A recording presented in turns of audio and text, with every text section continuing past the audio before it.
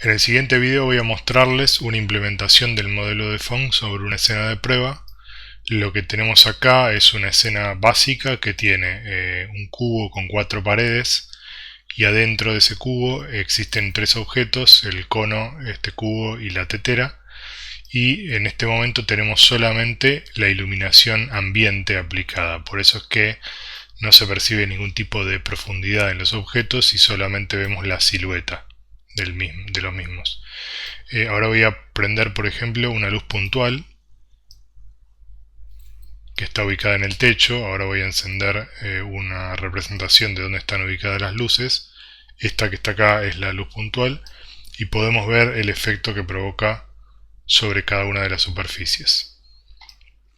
Como se puede ver, la iluminación difusa solamente depende de la ubicación relativa de la luz respecto de la superficie. Por ejemplo, en la tetera vemos que esta zona está oscura y esta zona está igual de iluminada. Si yo miro un punto fijo, por ejemplo, de la tetera, no importa desde dónde lo mire, el color en ese mismo punto va a permanecer constante. Lo mismo va a pasar con el cono y con este cubo o con el piso. No así, no va a pasar lo mismo con el brillo especular. Acá se puede ver en la superficie de este cubo que aparece un brillo especular muy grande, pero no aparece siempre en el mismo lugar de la superficie. Si yo me muevo la cámara, el brillo va cambiando de lugar. O sea que el brillo especular en realidad no depende solamente de la relación entre la fuente de luz y la superficie, sino que depende en realidad del punto de vista de la cámara relativo a la superficie de lo normal y además a la ubicación de la luz. Luego voy a apagar la luz puntual y voy a encender la luz tipo spot, que está representada por este objeto que se ve acá, este cono. Y yo puedo variar acá, por ejemplo, el ángulo máximo de la luz spot, que es lo que vimos cuando analizamos cómo modelar este tipo de luz. Este es el rango máximo. Y luego el decay, este parámetro sería la dureza de la luz. En realidad, no, perdón. Este que está acá, penumbra, es el que regula cómo decae la energía de la luz. Vamos a ponerlo un poquito más grande. Cómo decae la energía de la luz a medida que nos alejamos del eje central del cono. Entonces, si yo pongo un decaimiento suave, tenemos un borde que va bajando de un valor máximo por acá, va decayendo hasta el borde del cono. En cambio, si lo dejo en este valor, hay un salto abrupto de la total iluminación a cero. Y por otro lado tenemos este decaimiento, que es un decaimiento con la distancia. Se puede ver que si yo estoy más cerca de la luz en esta zona que está acá, van a ver mayor intensidad. A medida que me alejo de la fuente de luz, la energía pierde intensidad con la distancia. Luego tenemos la intensidad acá general de la luz, que sería el I de la luz. Y luego puedo cambiar la orientación para iluminar desde distintos lugares.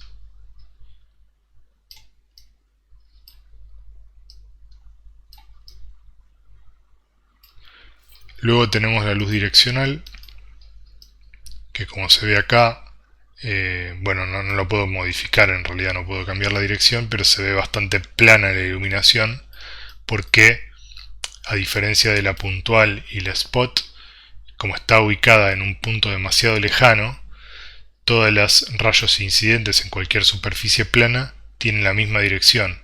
Por lo tanto, el color que va a resultar sobre la superficie va a ser idéntico en cualquier punto que me ubique, porque dado que lo normal es constante en todo el plano y el vector incidente también es igual en todos los puntos del plano, el color resultante para un mismo plano va a ser el mismo color. Por eso es que lo veo, sobre todo en las superficies planas, veo un color uniforme. No así en las superficies curvas como la tetera o el cono. Y si yo combino varias de las fuentes, el efecto de cada una se va a ir sumando. Si yo me excedo demasiado en la intensidad de la suma de las fuentes de luz, acá solamente puedo variar la intensidad del spot, pero si sumo demasiado, va a llegar un punto en que la suma de todos los colores va a llegar al blanco y se va a quemar la imagen. Por eso es que hay que siempre tener en cuenta de alguna manera que la suma de todas las intensidades de todas las luces en toda la escena en ningún lado supere el valor máximo de 1 para que no se produzca ese efecto. Eso es algo por ahí no siempre fácil de controlar. Existen en otros motores de render otros métodos más sofisticados de lidiar con la intensidad de color. Acá estamos en un modelo muy básico y estamos trabajando con el valor RGB directamente entre rangos de 0 y 1. Pero en la práctica los motores más avanzados de rendering trabajan con otra forma de medir la intensidad de luz que no está acotada entre 0 y 1, sino que puede ser un número de puntos flotante muy grande, y luego de aplicar toda la iluminación se hace un proceso de corrección de color, o sea, se toma el máximo, la máxima intensidad en toda la imagen y se regula o se modula el valor o se promedia de alguna manera los valores localmente para compensar esa diferencia que hay en algunas zonas donde todo está muy oscuro o muy claro.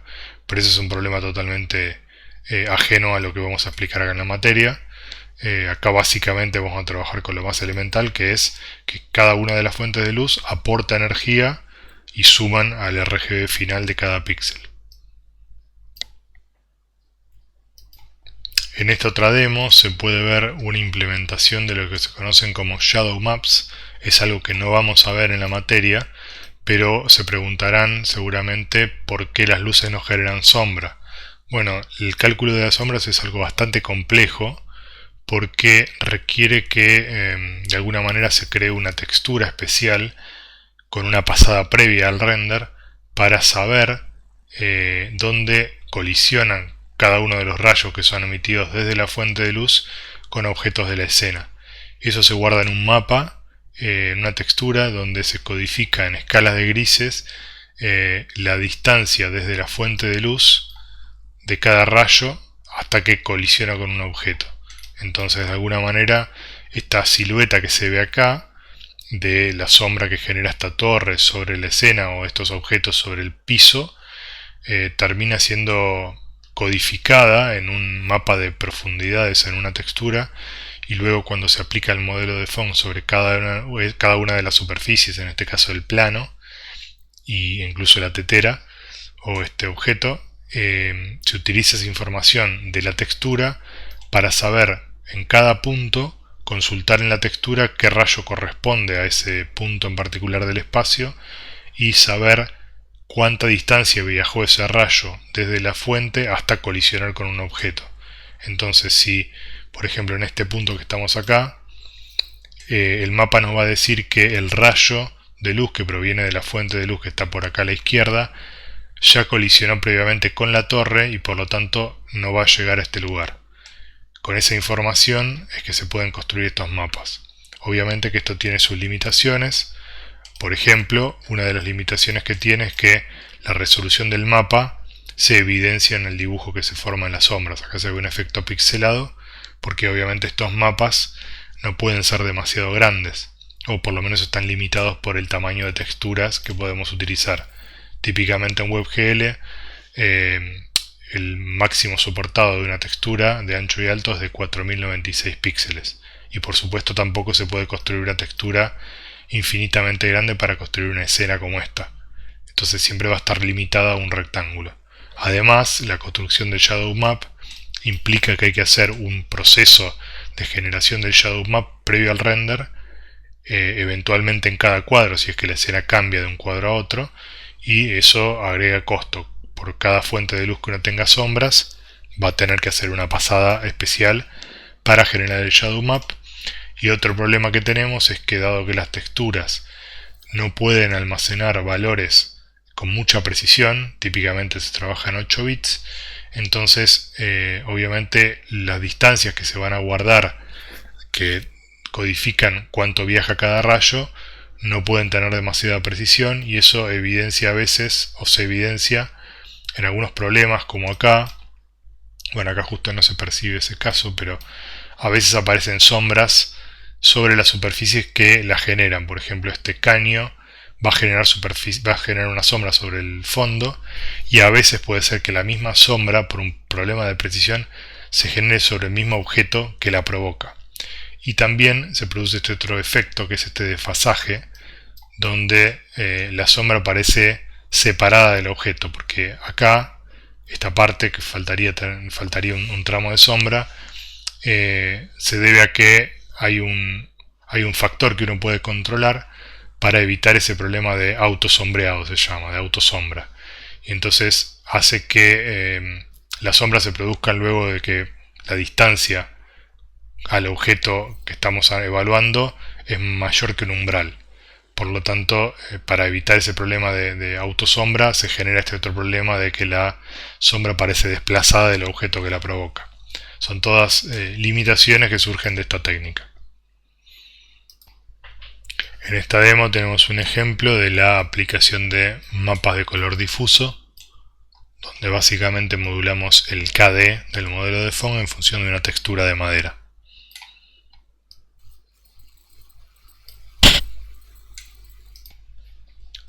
En esta demo tenemos mapas de normales y podemos ver el efecto que provoca en la iluminación. Como dijimos en la presentación de este tema, la geometría no se ve alterada, la geometría de la tetera es bastante rudimentaria, acá se pueden ver los bordes bien definidos de la geometría, y lo que parece generar el relieve en realidad es una ilusión óptica que consiste en modular el valor del vector normal involucrado en el cálculo del modelo de Phong. Acá podemos ver el efecto de utilizar distintos tipos de texturas, distintos mapas normales.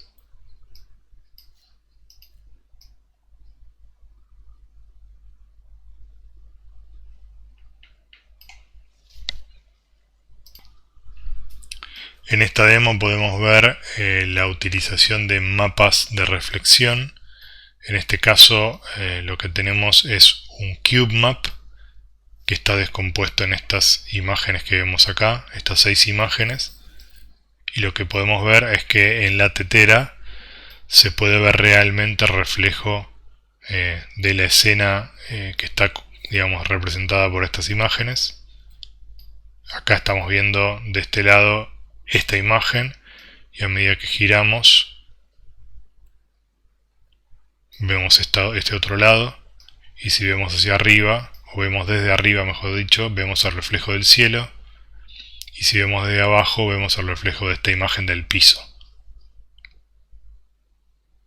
Obviamente que la limitación de esta técnica es que si en la escena hay otros objetos que están rodeando a esta tetera, no se van a ver reflejados, excepto que uno actualice estas imágenes en tiempo real, cosa que se podría hacer en este caso fácilmente si uno pone una cámara que justo cubra, tenga un campo de visión adecuado para cubrir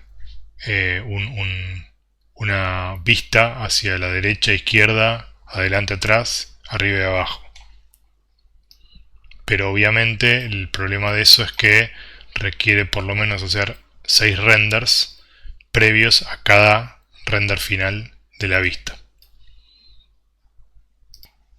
Acá tenemos otro ejemplo de mapas de reflexión, pero en este caso con un mapa tipo esférico. Es un solo mapa en donde de alguna manera las 6 imágenes que vimos en el caso del CubeMap están combinadas en esta sola imagen, y como ven en realidad están, digamos, la imagen está deformada. Existen un montón de utilidades o aplicaciones gratuitas y disponibles en internet que permiten a partir de un CubeMap de 6 imágenes poder generar esta proyección, esta composición de todas. Lo interesante de los CubeMaps comparado con este tipo de imágenes es que los CubeMaps se pueden obtener fácilmente incluso en la realidad con una cámara de fotos adecuada y un lente adecuado y un trípode, y entonces uno puede generar esa imagen de entorno a partir de una escena real. Luego, con esas utilidades que les comenté, se puede generar este mapa con esta proyección para utilizarlo en la escena. La ventaja de utilizar esto es que estamos utilizando un solo mapa y no hay desperdicio en la textura comparado con el caso en el que uno utiliza las 6 vistas del CubeMap en un mismo archivo que genera obligatoriamente zonas en blanco. También existen lo que se llaman mapas de transparencia, que no lo mencionamos cuando explicamos el modelo de Phong, porque bueno, eso involucra un mecanismo de WebGL que hay que activar, que se llama blending, que permite trabajar con transparencia. El trabajo con transparencia es un tanto complicado porque para poder obtener un resultado correcto aplicando transparencia a algunos objetos es necesario dibujar en cierto orden los objetos. Primero deben ser dibujados todos los que son opacos y luego los que tienen algún elemento de transparencia para poder aplicar sobre la misma imagen, sobre el render, primero el fondo y luego lo que va encima, porque acá se puede ver que en estas zonas, por ejemplo, el color resultante es una mezcla entre el color de esta textura naranja y el color azul de la tetera, o en el caso de estar viendo parte del fondo blanco, el color de esta textura se combina con el fondo. Por eso es que previamente, para poder hacer esa combinación, primero debe dibujarse lo que está atrás y luego lo que está delante. Utilizando blending y un mapa de transparencia aplicado a una superficie, uno puede generar estos efectos. Por último, existen lo que se llaman mapas de iluminación, que lo que permiten es, en lugar de calcular la iluminación difusa a partir de las fuentes de luz, uno puede utilizar una textura para almacenar esa iluminación. Esta técnica sirve cuando uno quiere generar escenas muy sofisticadas con algoritmos de iluminación global y quiere computar offline esa iluminación difusa al menos, que es la que no cambia según el punto de vista, y puede guardarlo en una textura y puede tener sombras muy complejas o iluminaciones muy complejas de cientos de fuentes de luz almacenadas en una textura. Lo que se ve en esta demo es que la iluminación difusa está siendo leída de esta textura que tiene puntualmente estas tramas de letras X, y la iluminación especular es solamente agregada en tiempo real, porque la iluminación especular, como ustedes ven, no puede estar fija, no está anclada a la superficie. Si el brillo especular siempre aparece en distintos lugares en función de desde donde uno mira al modelo. Por eso es que no pueden crearse mapas de iluminación especular, solamente mapas de iluminación difusa.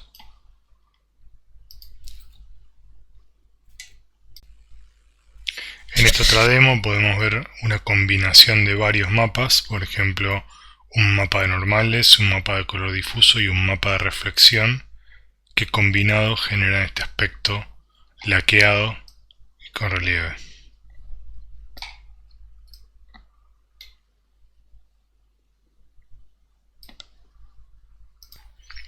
En este otro ejemplo también tenemos un mapa de normales que básicamente agrega el relieve a las uniones de las baldosas, y luego tenemos un mapa de reflexión que se nota sutilmente acá en estos rectángulos más claros, que serían luces que estarían en el techo, son parte de un mapa de reflexión basado en CubeMaps.